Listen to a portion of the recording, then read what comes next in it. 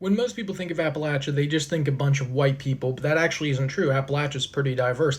And I think on this day, how important it is, Juneteenth, we need to discuss some of the notable black people who have come from Appalachia.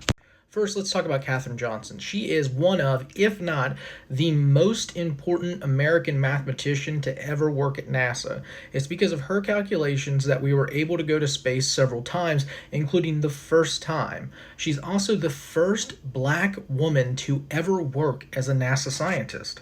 Someone you may not be as familiar with but needs to be discussed is Moms Mabley.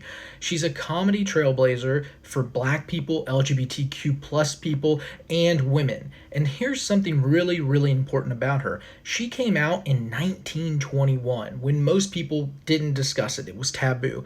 She also is one of the first openly gay comedians, including having entire sets where she does, quote, lesbian comedy.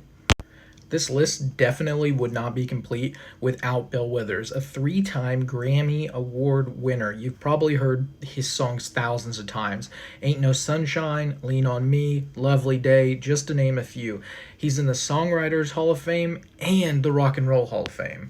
Another notable person to have on this list is James Earl Jones, who I'm sure you know is the voice of Darth Vader and Mufasa. Two iconic roles.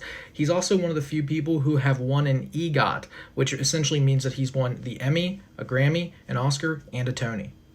And finally, the guy who made Family Feud cool again and a lot less creepy, Steve Harvey. Longtime host, obviously.